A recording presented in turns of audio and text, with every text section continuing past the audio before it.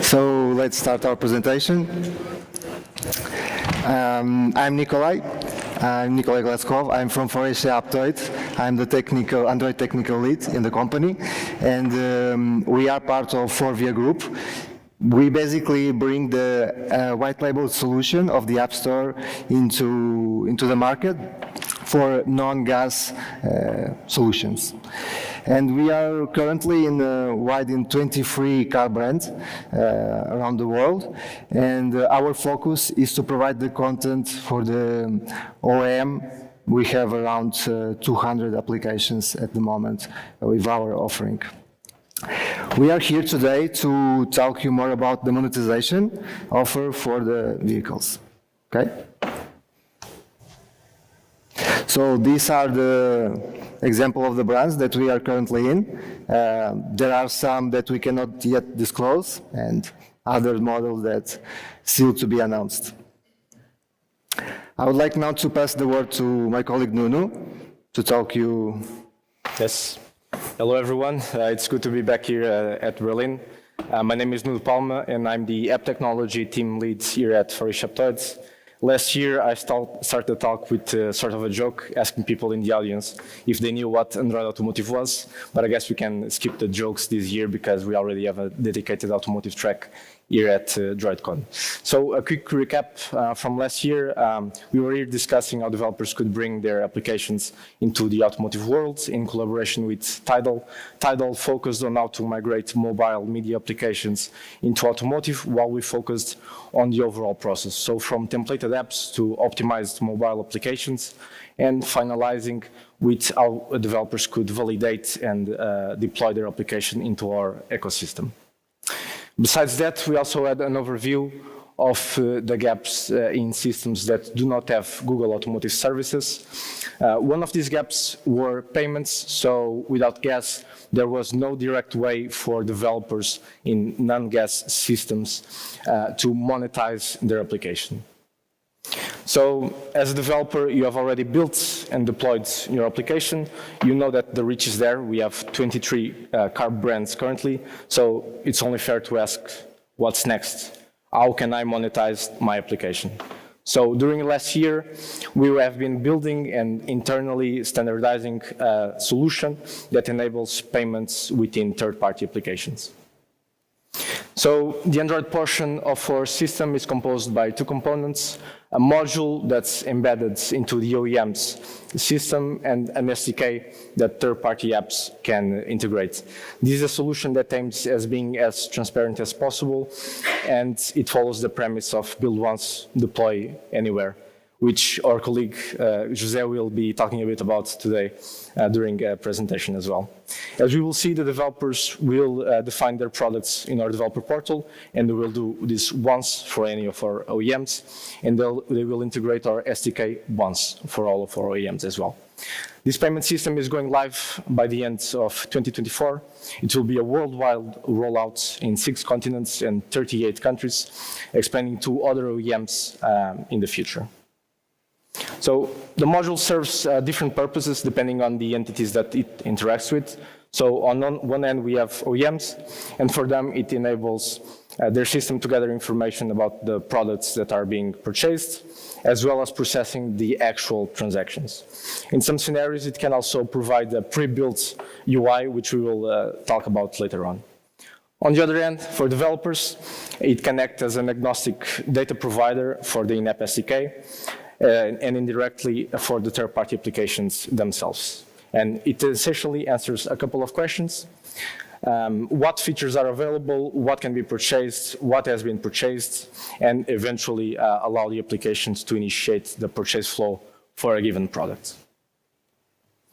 So the module that's embedded on the OEM system has 2 variants. It can be delegated, and this variant typically requires extra development efforts on the OEM's side because the UI UX is fully controlled by the system, but the integration ends up being more seamless with the system itself, because typically OEMs already hold some sort of information about the users in the vehicle, so they have access to things like information about the payment options associated with that user's account. On the other hand, we have the self-delegated variant, which is pretty much a plug-and-play solution. It's an easier solution to integrate. The visual elements of the checkout flow are fully controlled by the module itself, but it has its own drawbacks. So unlike the delegated variant, there's no direct access to user information, so the users need to explicitly provide the credit card details, for example, directly on the vehicle. So what does our payment system offer? Currently, only in-app purchases. We are still under a validation phase, but in the future, we will also be supporting in-app subscriptions, so recurring payments and paid applications. So you as a developer can upload and distribute your application for a given price. And the products within the in-app purchases can be either consumable or non-consumable. For consumable products, they can be repurchased, and for example, they can be in-app in-game currency or extra game lives. And for non-consumables, there are products with a permanent effect, such as unlocking a premium feature in your game. Now, I will be passing on the words to my colleague Nikolai, and he will be walking you through how to actually integrate the SDK. Okay, thank you, Nuno. So, how do you start? Well, after you upload your application to our developer portal, you will be able to define some of the legal information of your app. You will be able to get the public key, and this part we will talk later on. But the most important part is to define the products that you actually want to sell. So, as you can see on this screen, you can define the title, the description, and the price for your product. The price can be defined by country or just one that serves all. We know that this task can be time-consuming, so if you have many products, you can export a CSV and import it in our product, for example, from Google Play Store. As it was mentioned by Nuno, our payments system is currently in testing phase, and we are only giving an access via email. So in order to request an access, you will have a QR code at the end of the presentation that will basically explain you how to get an access. But the integration on the Gradle will be pretty simple. So the goal is to facilitate the life of the app developers as much as possible. So the structure of our in-app SDK is very similar to what is already the standard in the market, and we follow the same approach as the Google Billing Library. But you will see some small differences in the nomenclature structure. Of course, before setting up the billing client, you will need to include everything in the Gradle, but this is explained in our documentation that will be provided after you request it by email. So this is a small example of how you initiate the client with few lines, but this is pretty straightforward and no special configuration are needed. And of course, you can see the big differences between us and the Google billing library. The builder is yet called the new builder as per Java references. So once you bind the billing client, listener, and you obtain the OK from the already acquired products, you're up to proceed with the flow.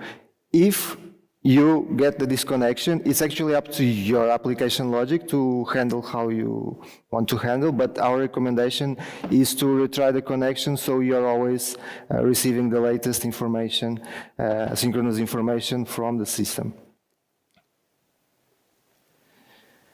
All right, so before proceeding with specific type of purchase handling, you should always confirm which features are available.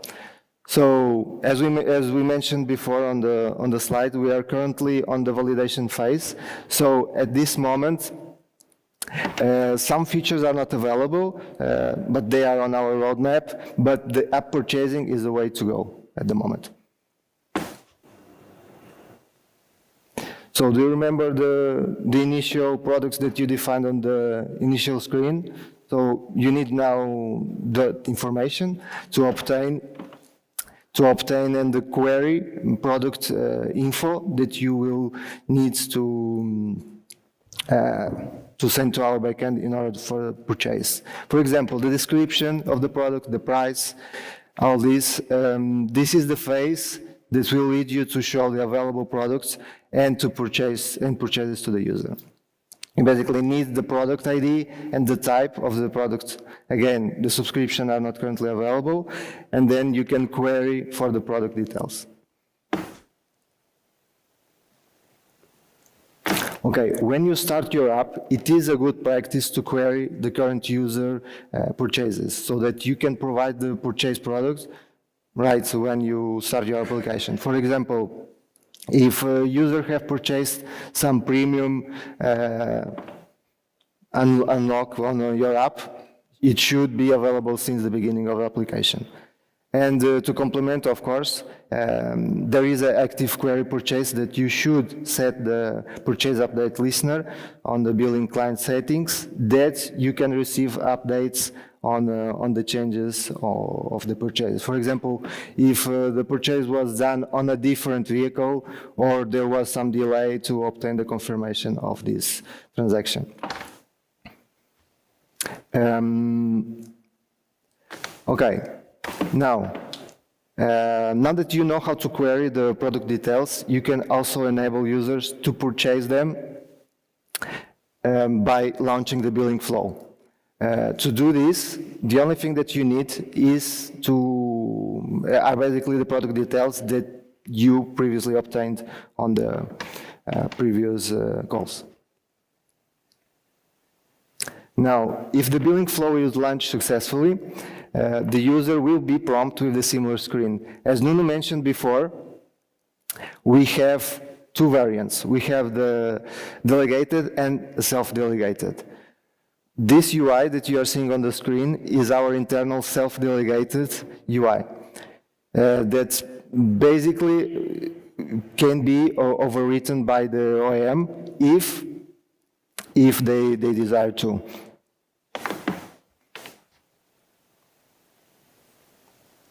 Now, when you query for purchase and receive the list of purchases done by the user, you need to notify the SDK that the product was given to the user. You do this by either calling for acknowledge purchase or consume purchase. So the difference is, if it's one-time purchase, you call the acknowledge. If it's a consumable, you call the consume purchase.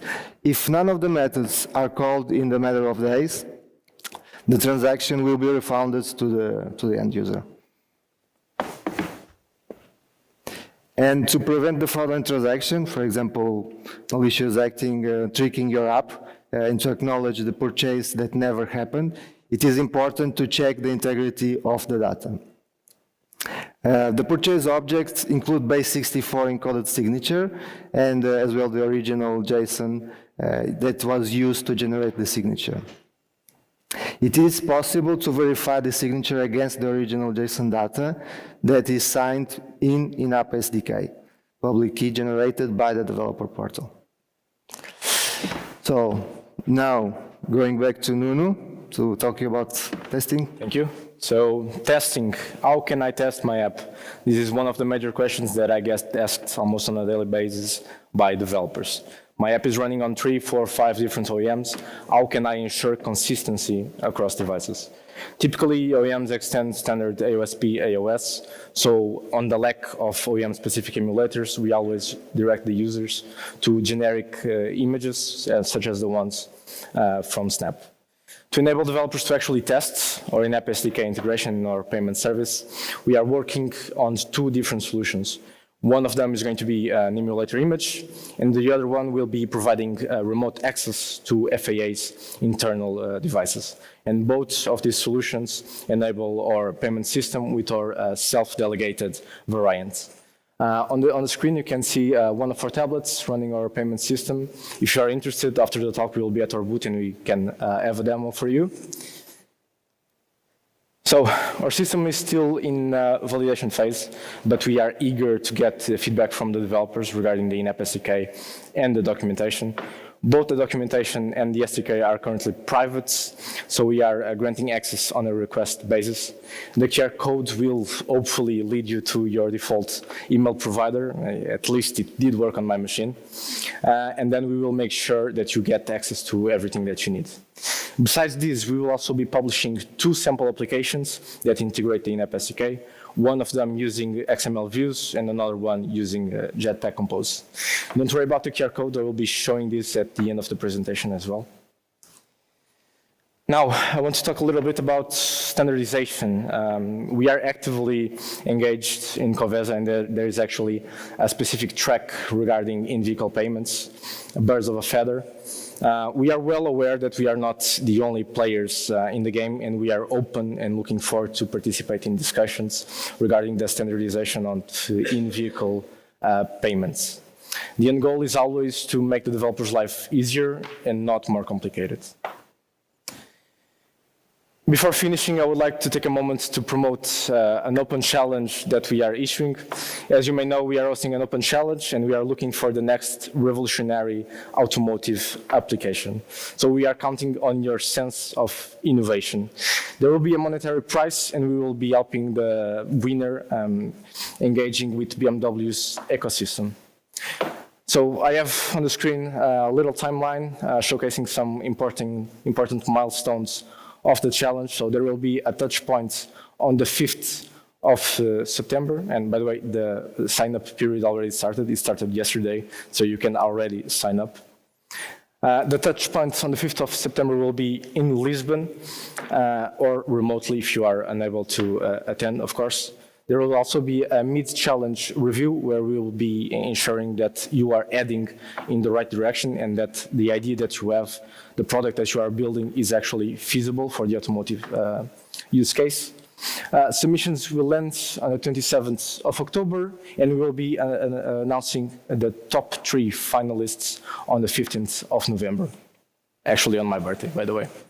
And the winner will be announced during droidcon Milan on the 29th of November.